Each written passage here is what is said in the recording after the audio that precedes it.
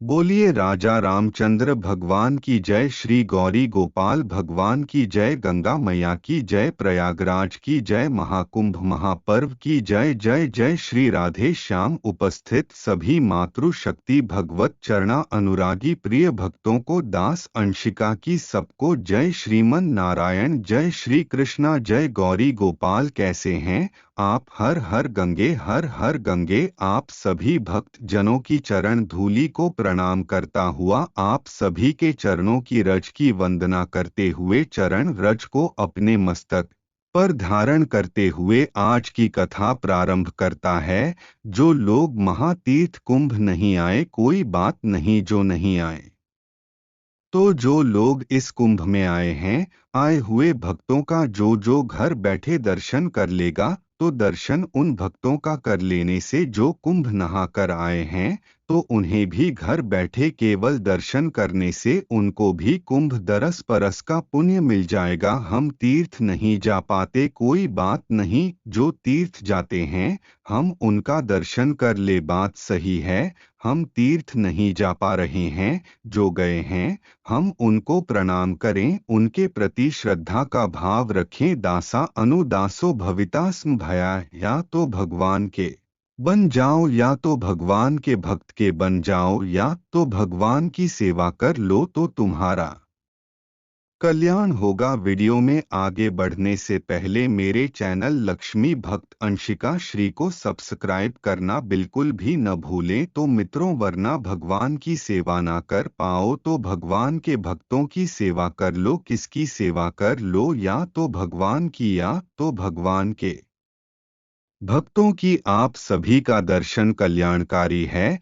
आप सभी भक्तों को बारंबार नमन, कोटि कोटि वंदन। आप सभी को कच्छा की गंगा में हमारे परीक्षित बनकर के श्रीमान प्रसिद्ध नारायण दुबे जी, आपके पूज्य पिताजी श्री दूधनाथ दुबे जी, श्री प्रसिद्ध नारायण दुबे जी की धर्म पत्नी श्रीमती गीता दुबे जी, ग्राम ककरा दुर्वासा ऋषि की पावन धरती से आप हैं, और आप परीक्षित बन करके अपने पूर्वजों का कल्याण कर रहे हैं। भागवत सुन कर के माघ का महीना है, माघ के इस माह से जैसे आपने मकर संक्रांति मनाई, उस दिन से सूर्य उत्तरायण हो जाते हैं। क्या हो जाते हैं? सूर्य भगवान उत्तरायण। अभी सूर्य भगवान क्या चल रहे हैं? उत्तरायण। सूर्य उत्तरायण जब होते हैं तब सारे शुभ कार्य प्रारंभ हो जाते हैं। यह देवताओं का दिन होता है। दीपावली के बाद जो बड़ी एकादशी आती है वह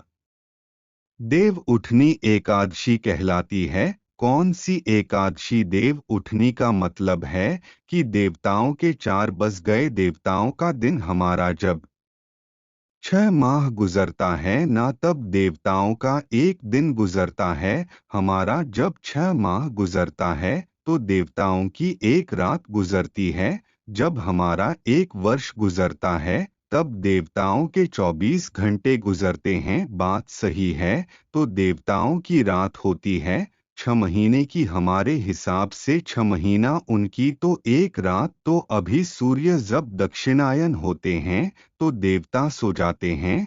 देवसैनी एकादशी आती है तो देवता शयन कर जाते हैं। फिर देव उठनी एकादशी आती है दीपावली के बाद कार्तिक में, तो देवता उठ जाते हैं। उठ जाना मतलब 4 बज गए ना, तो हम उठ जाते हैं 4 बजे, 4:30 बजे, तो देवताओं का भोर होता है 4 बजे सुबह। देवता उठ गए। अच्छा, उठ गए ना। अब जब देवता उठ गए तो नहाते धोते वह कहाँ नहाने आते हैं? संगम, यही प्रयाग। और जब प्रयाग आते हैं और उनका सूर्य भगवान का जल चढ़ाते का टाइम होता है, जब सुबह होती है, तब यहाँ पर मकर संक्रांति आ जाती है। और जब देवता आते हैं तो हम दुनिया वालों को भी पता लग जाता है देवता आए हैं, तो हम लोग भी संगम की तरफ भाग भाग के संगम में डोब के लगाते हैं। उसी को कहते हैं माघ मेला। क्या कहते हैं? माघ मेला। यहाँ माघ मेला हर वर्ष लगता है। इतना बड़ा मेला जो आप देख रहे हैं हर साल लगता है। थोड़ा से छोटा, लेकिन यह 12 साल में जो एक बार कुंभ आता है ये विशेष है, वरना ऐसा माघ स्नान तो यहाँ हर वर्ष होता। हर वर्ष माघ आता है। मकर संक्रांति तो देवताओं का दिन अब से स्टार्ट हो गया। देवताओं का क्या हो गया, दिन सुबह हो गई तो देवताओं की जब सुबह होती है तो क्या क्या होता है, देवताओं की जब सुबह होती है तो इसी 6 माह में जब तक देवताओं का दिन रहता है, इन्हीं 6 माह में बेटियों के विवाह का मुहूर्त होता है।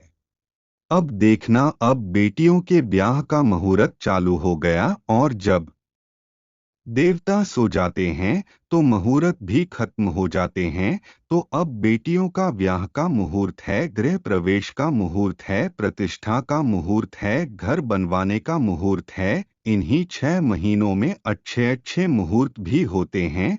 जब आप शुभ कार्य करें तो अच्छे मुहूर्त को देखकर, क्योंकि मुहूर्त का भी अपना प्रभाव होता है, तो हमारे यहाँ कोई भी शुभ कार्य होता है तो वह इसी समय होता है। इसी समय जब आप कोई भी शुभ कार्य करते हैं तो देवता उस हर कार्य के साक्षी होते हैं, और जब देवता सो जाते हैं और तब आपने पुण्य किया तो साक्षी कौन होता है, तब के लिए साक्षी होते हैं पाल जी, इसलिए उनका नाम है साक्षी गोपाल। कौन है जो आप दान करते हो, जैसे प्रयागराज में करोड़ों लोग दर्शनार्थी आ रहे हैं, गंगा डुबकी लगा रहे हैं, और उन गंगा डुबकी लगाने वाले भक्तों को गौरी गोपाल की तरफ से, आप सभी भक्तों की तरफ से अनंत क्षेत्र बांटा जा रहा है, अन्य दान हो रहा है। आज हमारे जयपुर से भैया श्री डीपी मीणा जी चीलगाड़ी वाले, उन्होंने कहा कि गुरुजी प्रयागराज संगम इतना बड़ा महापर्व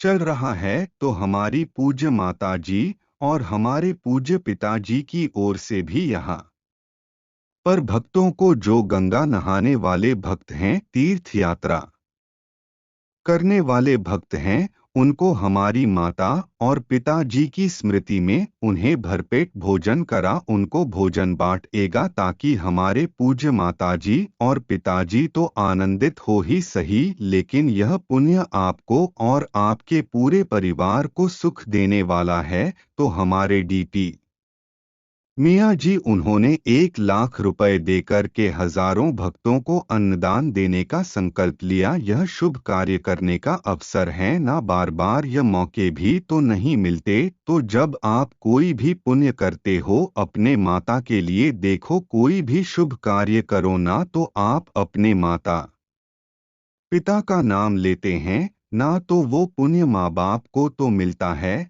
लेकिन हमें भी मिलता है, हमारे बच्चों को भी मिलता है, वो पुण्य सबको प्राप्त होता है। एक अन्य का दाना भी कोई दान करें तो वह एक अन्य का दाना, एक अन्य का कण, वह सबको पुण्यात्मा बनाएगा। जैसे जहर इतना सा कोई पी ले तो वह अपना प्रभाव तो दिखाता है। आग की एक इतनी सी चिंगारी बड़े बड़े जंगल को जलाती है कि नहीं, आग का यह मतलब थोड़ी कि नहीं बहुत आग होएगी तो जंगल जलेगा नहीं, एक चिंगारी से भी तो जंगल जल सकता है। जरूरी छोड़ी है कि 1 किलो आग ही हो, उसी तरह जैसे एक चिंगारी से बड़ा जंगल जलकर भस्म हो सकता है, उसी तरह दान में अन्य का एक दाना। सुदामा जी ने श्री कृष्ण को कितना दान किया था, बोलो, घर से लेकर गए थे, एक 4 मुट्ठी लेकर गए थे। कितनी मुद्री सुदामा जी कृष्ण को, कितनी मुट्ठी, 4 मुट्ठी लेकर गए, 4 मुट्ठी चावल लेकर गए, तंड लेकर गए। जैसे सामान्य भाषा में आज हम लोग पहा कहते हैं ना, चिवड़ा, 4 मुट्ठी चिवड़ा लेकर के गए सुदामा जी, और 4 मुट्ठी में भगवान ने खाया कितनी मुट्ठी, केवल एक मुट्ठी स्वयं भगवान खाए, बाकी की 3 मुट्ठी रुक्मिणी जी को दिया, कहा सब में बांट दो। 4 मुट्ठी सुदामा देते हैं और भगवान सिर्फ 1 मुट्ठी खाते हैं, 1 मुट्ठी चिड़ा खाए। भगवान चावल खाए। भगवान उस एक मुट्ठी के बल पर सुदामा जी को इतना दिया, एक एक दाने के बदले करोड़ करोड़ गुना करके दिया, एक दाने के बदले करोड़ गुना, एक दाने के बदले भगवान जब देते हैं ना छप्पर फाड़ कर देते हैं। इसलिए कहता हूँ कि सबसे दुनिया में उत्तम दान है, अनन्य दान माघ का माह है, कुंभ का पावन पर्व है। गौरी गोपाल भगवान की अन्य क्षेत्र रसोई सेवा यहाँ चल रही है, अनंत क्षेत्र भक्त जन प्रसाद पा रहे हैं। आप भी अपने बच्चों के नाम से आप भी बंटवा और आप भी पुण्य के भागीदार बने। और एक बात और बताओ कि जो भी आप पुण्य यह करते हो, यहाँ पर साक्षी कौन है? प्रयागराज में यदि कोई भी शुभ कार्य कर रहे हैं, आप उसका साक्षी कौन है? हाँ, यहाँ की साक्षी है गंगा मैया। यहाँ की साक्षी कौन है? यहाँ की साक्षी है गंगा मैया, यमुना मैया और सरस्वती मैया। और यदि गंगा मैया, यमुना मैया और सरस्वती मैया यदि यह साक्षी है, तो यहाँ धाम में किया गया पुण्य केवल यही साक्षी नहीं है, हमारे कृष्ण का एक नाम है साक्षी गोपाल। हर पुण्य की साक्षी भगवान स्वयं बनते हैं। सबूत गवाह भैया, मैंने देखा है कि इन्होंने पुण्य किया। आपका एक एक पुण्य का गवाह कौन बनेगा? भगवान का नाम क्या है? साक्षी या तो देवता साक्षी है। जब बेटी का विवाह होता है तो किसकी साक्षी में विवाह होता है? बेटी के विवाह में साक्षी कौन होता है? बोलो के विवाह में अग्नि साक्षी होती है, अग्नि के फेरे होते हैं। ध्रुवतारा साक्षी होते हैं। कौन होते हैं? बोलो मैया, कौन साक्षी होता है? ध्रुवतारा का दर्शन कराया जाता है। वेद साक्षी होते हैं, ब्राह्मण साक्षी होते हैं और समाज साक्षी होता है कि हाँ, हमने देखा है किसका विवाह इस आदमी से हुआ है, इस आदमी का इस स्त्री से। समाज भी तो साक्षी होता है ना विवाह में? बोलो हाँ, नहीं होता। जैसे किसी बेटी के विवाह में समाज साक्षी होता है, ऐसे ही जब आप कोई दान पुण्य धर्म करते हैं तो उसके साक्षी स्वयं भगवान श्री कृष्ण होते हैं, साक्षी स्वयं गंगा मैया होती है, साक्षी स्वयं देवता होते हैं। इसलिए दान करे धन ना घटे जो सहाय। रघुवीर, दान करने से कभी धन नहीं घटता। आज हमारी मैया श्रीमती रेण बख्शी, रजनी भट्ट जी, राशि बख्शी जी और शशि शर्मा जी, हमारी मैया लोग दिल्ली से आई हैं और प्रेम से कथा करा चुकी हैं वृंदावन में और अब प्रयाग आई हैं। आप सबका बहुत बहुत स्वागत, वंदन, सबका अभिनंदन। कल हम लोग कथा सुन रहे थे और कच्छा की गंगा में कल हम लोगों ने सुना। अब हमारे श्री प्रसिद्ध नारायण दुबे जी कथा करा रहे हैं, तो साक्षी तो गंगा मैया बन ही रही है, भगवान भी साक्षी है, आप सब भी साक्षी है। यही पुण्य है। आदमी पाप करता है ना चुपके से करता है, लेकिन चुपके से भले कर लो, पर पाप के साक्षी भी भगवान है। पाप के साक्षी कौन? नाम ही है साक्षी गोपाल। पाप के साक्षी भी भगवान और पुण्य के साक्षी भी तुम। यह ना सोचो कि तुम्हें कोई नहीं देख रहा, जहाँ तुम्हें कोई नहीं देख रहा होता है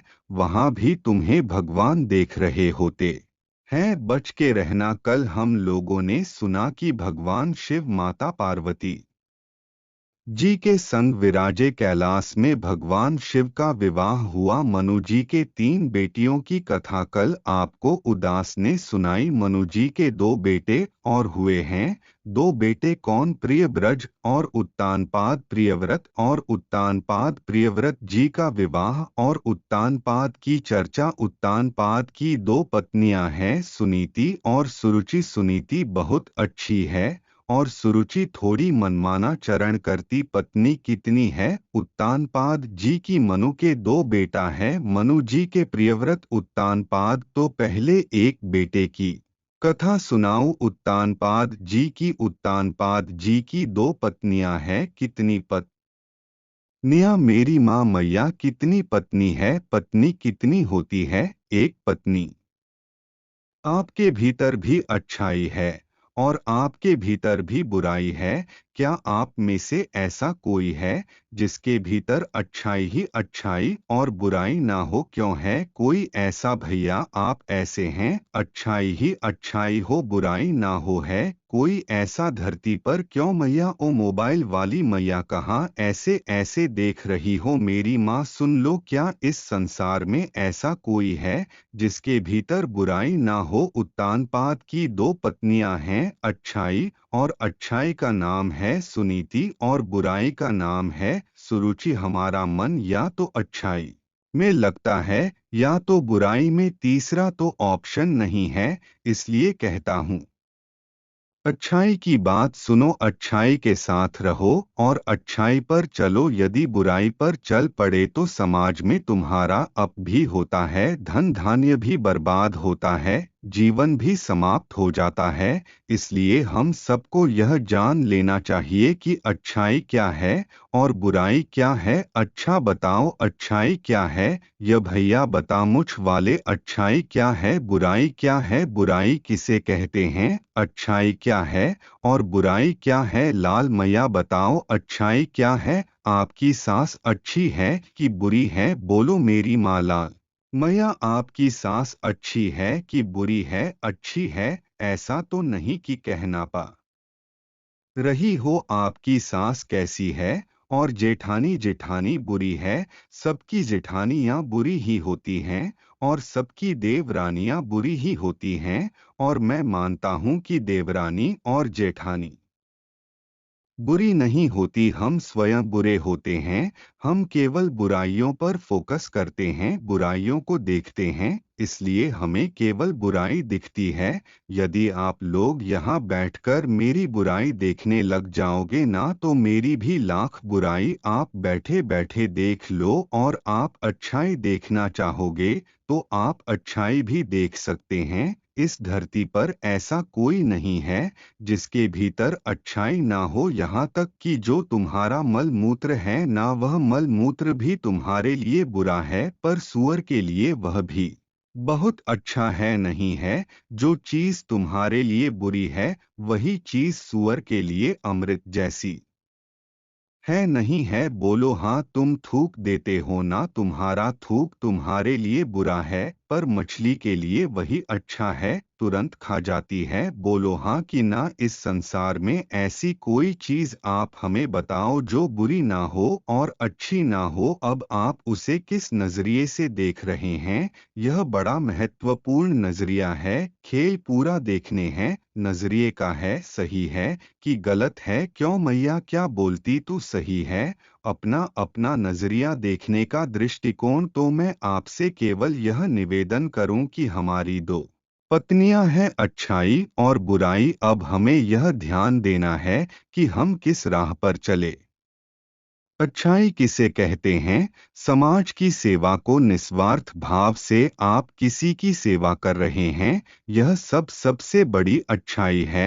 इस संसार की सबसे बड़ी अच्छाई क्या है? निस्वार्थ भाव से किसी की सेवा कर देना, भूखे को रोटी देना, जरूरतमंद को सहारा देना। और किसी को दवाई की जरूरत है, आपका कोई स्वार्थ नहीं है, लेकिन आपको कष्ट है कि यार इसके पाँव में चोट लगी है, चल भैया मैं तुझे हॉस्पिटल ले चलूं, मैं तेरा इलाज करा दूं। आपने किसी का इलाज करा दिया, दवाई लगा दी, मरहम लगा दिया, कोई स्वार्थ नहीं, आपने बदले में से कुछ नहीं चाहा। इससे बड़ा कोई पुण्य नहीं है। बेटा अपनी माँ को घर से निकाल देता है और माँ दर दर की ठोकर खाती है।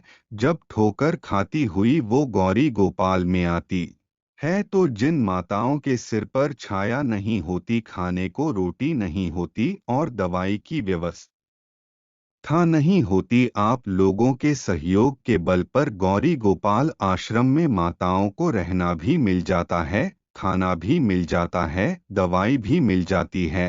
ये आप लोग पुण्यात्मा ही तो है जो आप ऐसी बेसहारा माँओं का सहारा बन जाते हैं। किसी एक माँ को आप गोद ले लेते हैं और आप उस माँ के बेटा बेटी बनकर सहयोग करते हैं, तो माँ को जीवन भर दवाई रोटी और छाया मिल जाती है। गौरी गोपाल आश्रम में इतनी सारी वृद्ध माँओं की सेवा चल रही है।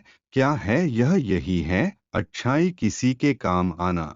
क्या है अच्छाई? बुराई। क्या है बुराई? किसे कहते हैं बुराई? कहते बेवजह किसी का नुकसान करना, किसी के बारे में गलत सोचना, किसी के बारे में गलत बोलना, किसी को रुलाना, किसी को सताना, सब बुराई है।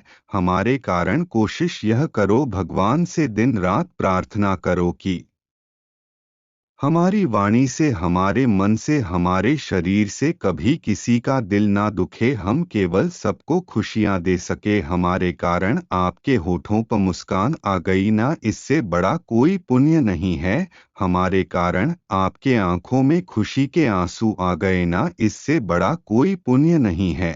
और हमारे कारण आपकी आंखों में आंसू आ गए बेवजह दुख के, हमारे कारण आप रो पड़े, इससे बड़ा कोई पाप नहीं है। किसी को रुलाना बहुत बड़ा पाप है और किसी को हंसाना बहुत बड़ा पुण्य है। कोशिश करिए कि हम सबको हंसाए, हम सबको प्रसन्न रखें। हमारी वजह से आपके होठों पर मुस्कान आए, हमारी वजह से आपकी मुस्कान को छीना ना जाए, हमारी वजह से आपकी थाली पर रोटी आए, यह सबसे बड़ा पुण्य है।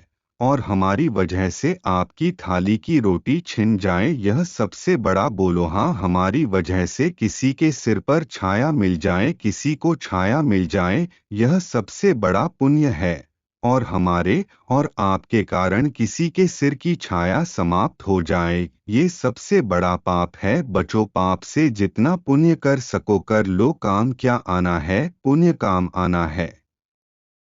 पुण्य के नाम पर पाप करता गया ना, इधर का रहा ना उधर का रहा, वासना में जी जी के मरता गया ना, इधर का रहा ना उधर का रहा। पाप जिनके लिए ही तू करता गया, तेरे अपनों ने ही मार डाला तुझे, जाल खुद ही बुना खुद ही फंसता गया ना, इधर का रहा ना उधर का रहा। ज्यादा होशियार ना बनो, आपकी होशियारी कई बार परेशान कर डालती है। आपको ध्रुव जी सुनीति के पुत्र हुए हैं। अच्छाई के पुत्र ध्रुव होते हैं और बुराई का पुत्र उत्तम। एक दिन ध्रुव जी को जानते हैं आप लोग। सुनीति के बेटा है ध्रुव, उत्तानपाद के पुत्र हैं। ध्रुव 5 वर्ष के हैं। ध्रुव बच्चा है 5 साल का। एक दिन ध्रुव जी अपने माँ से बोले, माँ मैं पिता की गोद में बैठने जा रहा हूँ। माँ ने मना किया, बेटा मत जा, तेरे पिता तुझे इतना लाड नहीं करते, क्योंकि जो तेरी दूसरी माँ है सत माँ, वो दूसरी माँ के बेटे को ज्यादा स्नेह करते हैं। बेटा तू मत जा। ध्रुव जी बोले, माँ मैं जाऊंगा। ध्रुव जी दौड़ कर गए और अपने पिता की गोद में जाकर बैठ गए। सभा लगी थी, दरबार लगा था। जब माँ की आज्ञा ली, मना किया माने पर 5 साल का बच्चा, तो वह तो यही चाहेगा कि मेरा पिता मुझे प्यार करे। वो क्या जाने कि सौत बत क्या होता है, सौतेली माँ क्या होती है।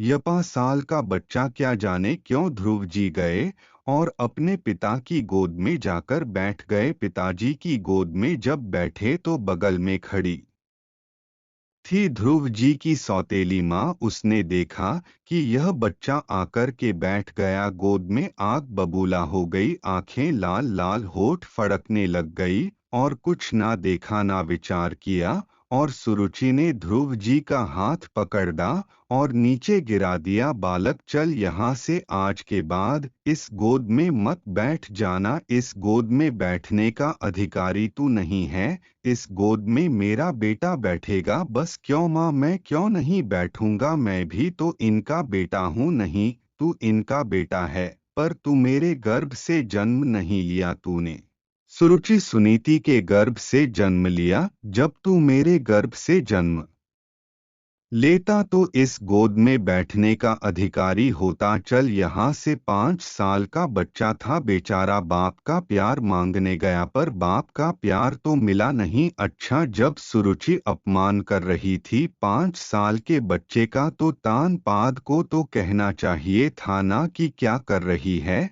वह बच्चा है। उठा के गले से लगाना था। ध्रुव जी को एक पिता कई बार ना पिता भी पाप कर लेता है। कौन सा पिता यह पाप कर लेता है कि इस बेटे से ज्यादा प्यार करता है, उस बेटे से कम प्यार करता है। जो बच्चे अपने माँ बाप की सेवा नहीं करते, वह बच्चे घोर नरक में जाते हैं। लेकिन जो माता पिता भी बच्चों में भेद करते हैं, वह माता पिता भी नर्क जाते हैं। जब तुमने 2 बच्चे पैदा किए या 4 बच्चे पैदा किए, तो बच्चों में फिर भेद ना रखो।